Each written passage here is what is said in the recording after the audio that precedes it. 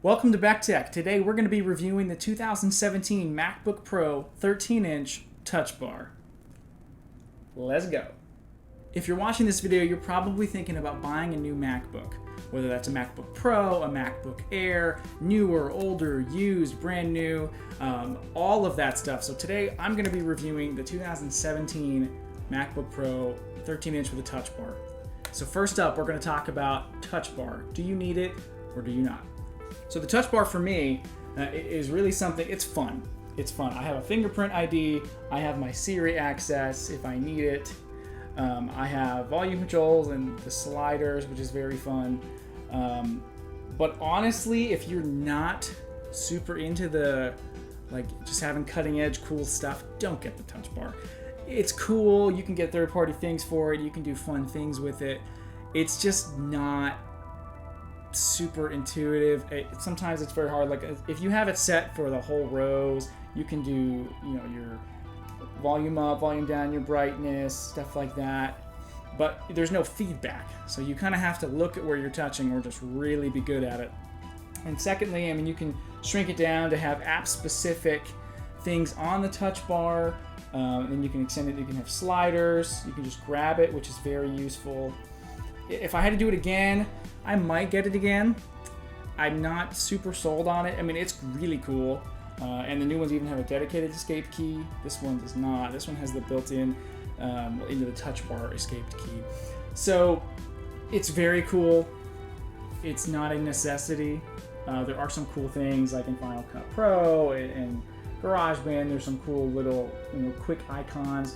But at the end of the day, I don't find myself using them that much. I'd rather have my volume and my brightness just right there. Now you can install some third-party apps, and I have as well, where you can use 2 fingers to drag for volume, 3 for brightness, stuff like that. But those cost a little extra money, and you have to decide if that's going to be worth it for you or not. Next up is the display. The display is absolutely gorgeous on the 2017 MacBook Pro. This is the 13-inch. I love it. It's glossy. It's perfect. I don't have a screen protector on it right now or anything like that. It is a beautiful, beautiful screen, so you're not going to go wrong with the display. Ever since Apple went to the Retina displays, their resolutions have been beautiful, and it's perfect.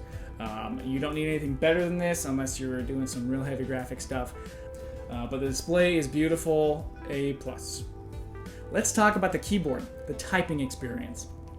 Now, the typing experience on the 2017 MacBook Pro is not bad. If you've had a 2016 MacBook, you knew that they introduced butterfly switches, which were really flat, no travel keys, and they are a nightmare to type on.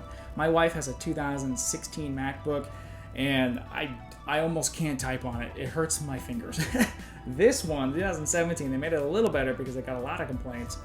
And it's kind of a blend between a butterfly and a switch key, but it's still butterfly. I noticed a big difference between the 2016 and the 2017, and I don't really notice typing on this that much, but when I use a switch key MacBook, total difference. They did update that in the future, so if that's a big deal to you, that might be something that deters you away from this MacBook. So as far as typing experience goes, I can do it. I type, it works. I don't love it, but I don't hate it. I would give typing experience here maybe a B. It's not fantastic, but again, it's not the end of the world, and the 2016s were really bad compared to these, but there is a big difference between these and the actual full switch keys, which they now go to. And while we're talking about keyboards, let's talk about the trackpad. Trackpad is fantastic on this. It's huge, massive. I remember my 2012 MacBook Pro was 2/3 of this size. This thing is massive. It's got feedback. I love the feedback that it gives. It's actually not the physical feedback that we used to get. It's more of a digital response. So when your MacBook is off, you think your trackpad's broken. It's not. But it gives you haptic feedback, much like your phone does, your iPhone. So the trackpad's great. I don't find myself hitting it with my palm while I'm typing. I really don't have an issue with that. That was a big issue for me on one of my Windows computers back in the day. I would be typing, and then my palm would just touch the trackpad, and it would throw my cursor 2/3 of the paragraph up, and I'd be typing gibberish. But that's never been a problem with me on any MacBook, especially not this one. Even as close as it is to the spacebar, it's not an issue at all. I love it. Trackpad is great. I'll give that an A, absolutely. And something to add about the trackpad, it does have this 3D touch element to where you can press twice, basically. There's one click and you push a little harder and there's a second click. And that I found that useful in Final Cut and stuff like that, different programs that utilize that. I don't use it often. Sometimes it can be actually annoying, but it is what it is. It's pretty decent. So still an A, not an A+, but an A for the trackpad. Next up, let's talk about the speakers. Speakers are an important part of your MacBook, and this is the 2013 version, but they still managed to get the speakers on the sides. It's pretty nice, and I'm going to play here a song at 50% volume, and then we're going to play a song at 100% volume so you can hear the difference. So here is 50%.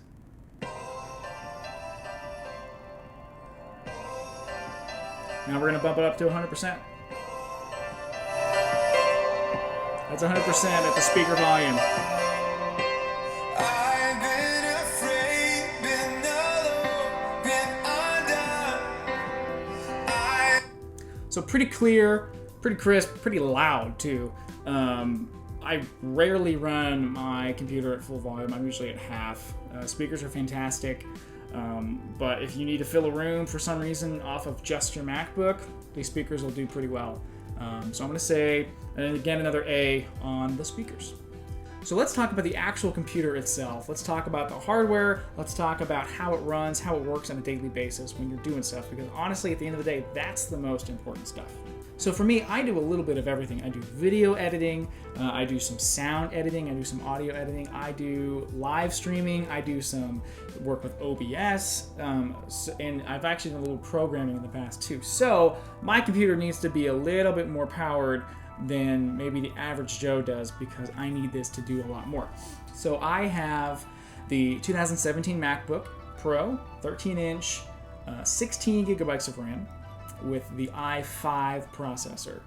It's not the top tier, but it's up there. It's got a decent amount of RAM. And I have to say, I had the 2012 MacBook Pro, again, 16 gigabytes of RAM, and a i7 processor, but again, it's 5 years older, so this should be much better than my 2012 was. And I'll be honest, it's not. It's not. I think it's beautiful. I think it's great. It works fantastic most of the time. But when I'm throwing some hard things at it, man, those fans kick on. Again, it's an Intel Mac. It's not the new Apple chipset Mac. It's not the new Apple Silicon.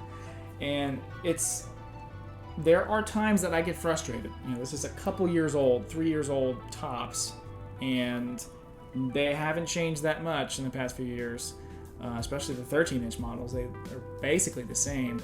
And I find myself sometimes frustrated when I'm in iMovie or in now Final Cut Pro. Sometimes it just won't work. It'll just freeze, everything will shut down, I'll have to force quit everything. I've even done fresh installs of the OS, of Mac OS. It's running Catalina currently. And it's not been perfect. I gotta say, I'm a little disappointed, maybe frustrated is the word, that I'm going for. It's been a great computer. It is beautiful. I love it. It does everything I need to, but sometimes it just doesn't work right. And I have seen that in some of these other newer models of MacBooks. They really had some winners on their hands in 2012 and all the way through 15. When they started changing over to the touch bar and the butterfly switches, for some reason, I feel like maybe their hardware wasn't keeping up. And maybe that was Intel. And I think moving to Apple Silicon is going to be a great move for them. Because quite frankly, I was okay with keeping my 2012 for close to a decade. Still using that computer. If I still had that, I would be okay with that. I wouldn't love it because it's pretty dated, but it worked great. I had no issues with it. I was outperforming a lot of newer machines. But this one, I'm not going to stick around too long. When Apple Silicon comes out and it is good to go, and the rumors are that the new 13 inches are actually going to be the first to introduce the Apple Silicon, or Silicon, however you want to say that. I think I'm going to take the plunge. I'm probably going to sell this one and move to the Apple Silicon because I'm really, again, not impressed with the processing power and the stability of the newer MacBooks. And it's really sad because I want to be, and I love everything about it, except for the performance. The performance, to me, maybe a B, C+. It's a little sad. I hate to say that. I'm really excited to get away from the Intel chips and to see what Apple Silicon can do, because I'm a little frustrated with this pretty expensive machine and it's struggling on some basic video editing and stuff like that, with freezing and shutting down, and even just trying to stream something or live stream something, it gets bogged down real quick. And I know it's not meant to be a graphics card, powerhouse, but it should be able to handle simple editing in their own apps, like Final Cut. Should be able to handle that no problem with 16 gigabytes of RAM, an i5 processor, but it doesn't. I think it's 3.1 gigahertz processor. I mean, it's pretty up there. It's not the top, but again, I mean, I've had some issues with it and it's been a little frustrating. Would I make the purchase again? I think I would, at least for the time being. I did need a new computer at that point. It was time. It was 5 years. I mean, those computers are about to be legacies in 2012s. So I would do it again, but I am looking forward to Apple Silicon in the future. And to add to that, I find myself using my iPad Pro a lot more than I find myself using my computer. I still use my computer for the editing and those big things, but anything else, man, I'm gonna pull out my iPad Pro now that it has mouse support and stuff like that. I'm gonna pull that out instead. My MacBook has really become a thing that I only use out of necessity. If I made the plunge and I switched over to video editing on my iPad and stuff like that, the Mac would almost be obsolete for me, at least personally. My work life still requires it. But it is pretty crazy to know that an iPad Pro is actually outperforming some MacBook Airs and stuff like that. But again, that's another video for another time with Apple Silicon. But yeah.